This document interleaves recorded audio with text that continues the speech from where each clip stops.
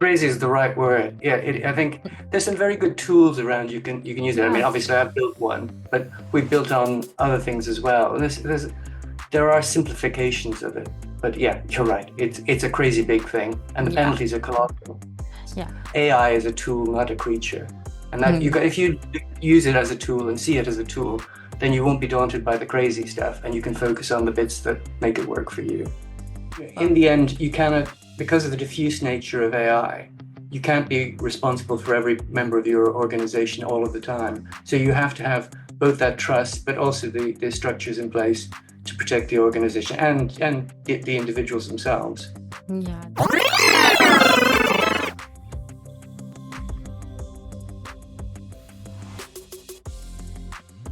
Welcome to All About AI's podcast. I am your host, Faiza Ehsan. Today's guest is someone who has spent over 25 years across more than 10 industries, from finance to pharma to telecom.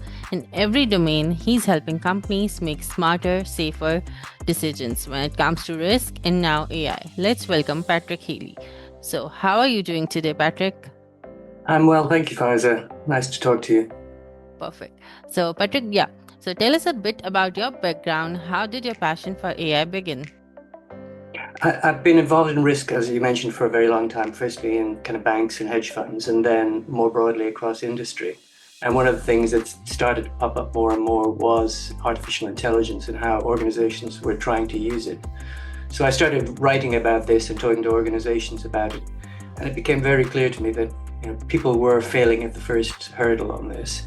If you look at uptake of AI across industry now, it's still amazingly, like nearly 3 years after ChatGPT, not really very high, like 8%, maybe 6%, Yeah. depending on whose measure you use. So why is that happening? And that's the question that's been bugging me. Yeah, that's a fascinating journey. And it's always fascinating to hear journeys behind every AI career. So, what do you think makes organization hesitates to move beyond AI proof of concepts? I think the first one and the big one is they don't really know what they don't know. I think there's an awful lot of information about AI in the press. There's a lot of hype from the consultants and the vendors. And then on the other side, there's kind of it's going to destroy civilization and it's a terrifying thing. And people don't really know how that applies to them as an organization. And there's another thing that kind of connects, the connection to them in the real world is there any plug and play AI that I can just apply to my organization? And they're not really those things yet. So that's kind of I think the big hesitation. Yeah, that's an interesting angle. I think most of the companies don't know about that. So, can you explain to our audience what a typical AI proof of concepts look like in most of the companies? Yeah, I think the first thing to say is that there's what it should look like and what it does look like. And Yeah, what it does look like is they say, wow, AI can do amazing stuff. Let's throw AI at something. And what they should really be doing, and what the better companies are doing, is saying, what are the problems we have to solve? Is this new tool helpful to us in solving that problem? And then the really good ones have a kind of a structured approach. What does the business need? What do we need to do to get this? And what would a success look like for us doing this? And then there's if you can follow a good program on that, you will get a decent application, and that involves iterating. It involves cleaning your data. It involves having a systematic approach to design and evaluation, and then a very clear cut go or no go decision. that's a great breakdown, Patrick. So, since you mentioned that, where do most organizations get stuck in their AI journey? Well, I mean, as you say, as I said already at the very beginning, but I think the big one that I really see is the idea that you can just drop AI into the business. They get unstuck because they don't realize that you have to adapt the business around it. You need to lean into it and make the process and organizational changes, that gets the best from this as a technology. If I was going to pick another few smaller ones, and it's not a small one, I suppose, data. People think, wow, we got tons of data. This is going to be really great. But if Yeah, their data is not, in a useful form or pulled together, then they stumble because what they think of as a minor problem turns into a huge stumbling block. yeah, that's true. Uh, So those are the good types of failures. The bad types of failures is they plunge into it and have data leaks or embarrassing errors or they alienate their staff Yeah. by bringing in too quickly. So yeah, so the good errors are the first ones, but there's Yeah. still problems. Such relatable insights. Interesting. So, what type of risk are businesses most concerned about when implementing AI? What do Uh, they fear most? What do you think about that? I think because there's so much about regulation, and because Yeah. a lot of the concerns are coming from the law firms and consultancies who are most happy in that area. People are worried because you see the EU AI Act, you see kind of the British government or the Americans or the Japanese or the Chinese implementing schemes of regulation. Think there's an awful lot of information. Which of it applies to me? Um, I think that's the main external one. The internal one is what's the return on investment for me? Am I, am I going to make some money on that? Is there a risk that I'll spend a lot of time and money, and senior management bandwidth on this, and get either nothing or an embarrassing and public failure? So Yeah, I that's probably true. put those there as well. But that is balanced against I wrote an article recently on LinkedIn that was going to write a picture of a man in a suit on a diving board, and it is the kid on the diving board not quite ready to jump in. And I think a lot of organizations are caught between fear and hesitancy.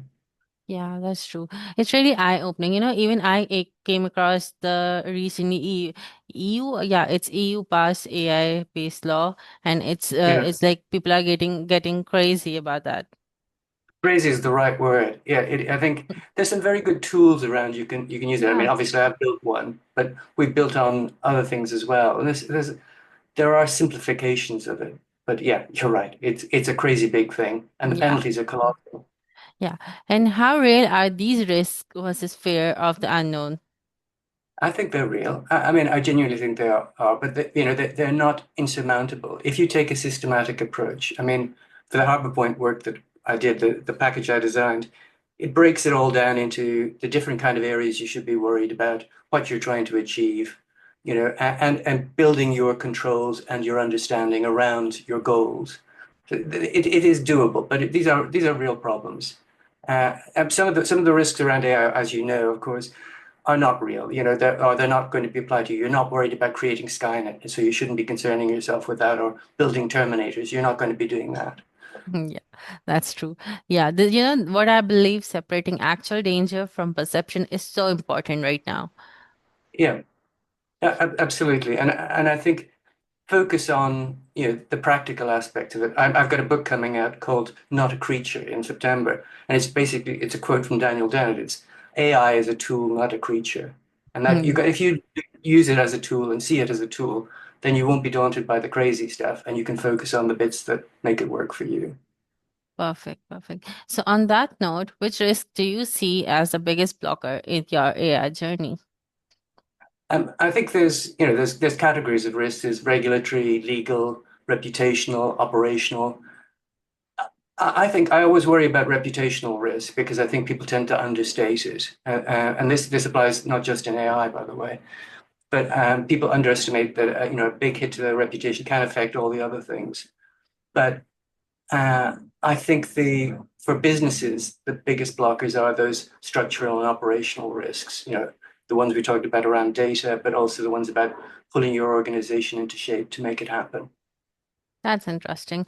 Reputation risk is as the biggest fear says a lot about leadership priorities. Yeah, yeah, definitely. So, how can organizations assess their true readiness for AI implementation? Sorry, the assist. Assess their true readiness for AI implementation.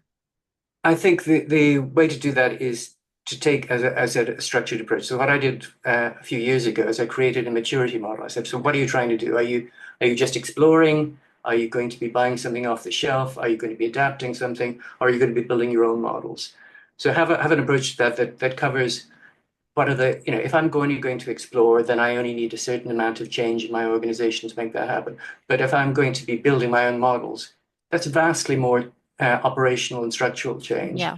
and vastly more kind of rearrangement of the organization around it. But be clear, where you are on that hierarchy. Is it Is it you just want to make sure you're on top of shadow AI and you're not affected by AI risks in your supply chain? Well, then you go for these changes here. If you are going to be building models, then you've got a lot of structural adaptations to, and you really need to be on top of those rules, particularly, as you say, the EU AI Act and some of the other larger pieces of Yeah. legislation, which are coming into force very soon. Yeah, very soon in coming years. We'll see them more in practical ways. So, yeah, what role does internal culture plays in AI adoption? What do you think about such roles? It's a vast role. I think it's a really important role. One of the risks I have seen is that a lot of middle and junior management are really Yeah. worried about what AI will do to their jobs. So if they don't trust you when you're implementing AI, they think, why should I help you replace me in my job? So you'll have an unconscious layer of hostility and and slowing you down in your implementation. If your employees and your team trust you and you believe that you are trying to make the organization better, make their jobs more effective and more enjoyable, because AI at its best should cut out some of the more monotonous work, then you can really power on. But if you don't have that culture, you're in real trouble. There is there's a culture eats strategy for breakfast. And I completely believe that. That's true. I love that trust point. AI adoption really is as much important as people is all about technology. So your company should really trust you. Yeah, yeah, and because in the end, you cannot, because of the diffuse nature of AI, you can't be responsible for every member of your organization all of the time. So you have to have both that trust, but also the structures in place to protect the organization and the individuals themselves. Yeah, that's true. So, Patrick, what do you think about that? How can companies balance innovation and risk management? How can they balance both at the same time? I think it's about bringing everyone to the table. One of the problems with AI particularly, but any technological, any technology changes, is it's kind of handed to the IT department until they're told to get onto it. Um, but if you bring in the legal risk compliance people early on and make them part of the discussion, and they've got to have the mindset that they are contributing to solutions, not they're not the departments of no, then you can have a very sensible approach to it that balances those risks and the rewards. But you really do have to have, and I know it's something that kind of I've heard you speak about before, that kind of sponsorship from the top as well. You need a senior person or senior people, senior enough to kind of knock heads together and to make sure that it is done in a coordinated way and that people feel they have the authority to act. That's amazing. It's like a race car with good brakes. Really paints a great picture. Yeah, So, what great are the analogy. yeah? So, what are the best practices to navigate AI related risks? As I say, I strongly believe that a structured and methodical approach is the best way to do it. And it is start with that as in your organization. Don't just plunge into a point of, a proof of concept in one tiny area of the organization, unsupported and unmanaged. It has to be done senior sponsorship, structured approach, risk governance, data and models, all the human elements, and that includes not just the communication stuff that we've spoken about, but also training and the cultural side. Perfect, perfect. So, Patrick, what do you think about that? Should organizations start small or aim big? I think that's almost, I mean, again, as we've been talking about, that's almost the wrong question because you can start small and still blow things up. The nature of Mhm. AI, if you start small in the HR department and it involves releasing all of kind of everyone's pay to the organization, that's terrible. Um, but the trick is, in either case, to adapt the whole organization to it.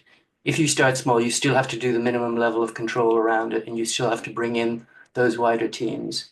So it's not so much the size, it's the understanding and the kind of getting everyone around the table. Yeah, small wins. Yeah, So, yeah. what skills are missing in teams that fail to scale AI? What do you think about those missing skills?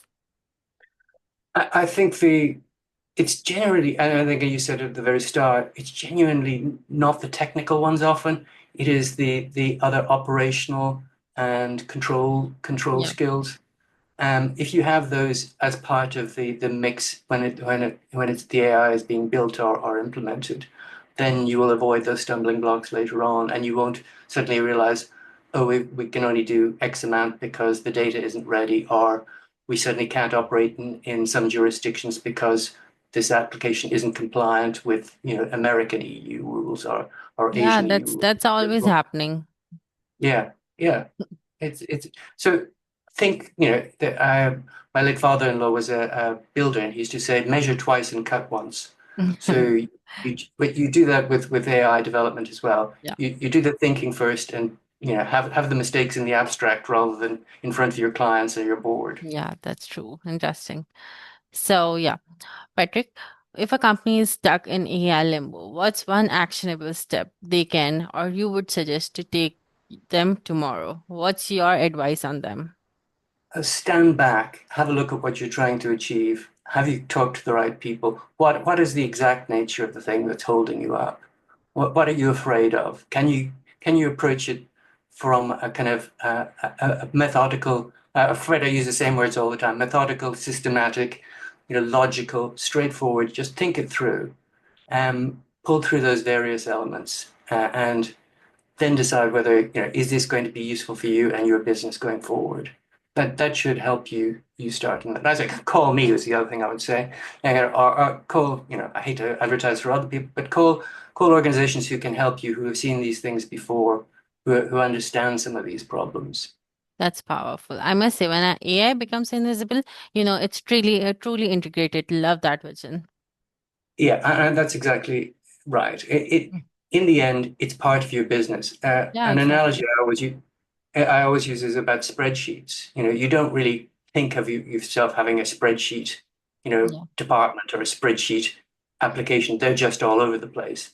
But it took a while for people to work out what they were good for, and it took an even longer period to work out what you should be careful about with them. And we have formal and informal rules across organizations. You're just keeping the data clean in spreadsheets. That's Yeah. what's got to happen with it. So yeah, that's really great and very insightful for our audience as well. And thank you so much, Patrick, for taking time to speak with us today. And for our audience, I would like them to know that with only 15% of companies moving beyond AI proof of concepts, Patrick's on a mission to change that and help organizations adopt AI in a way that's both safe and strategic. That's the way. Absolutely. Perfect. So best wishes and good luck for the future. Thanks, Faiza. Thanks, everyone. That's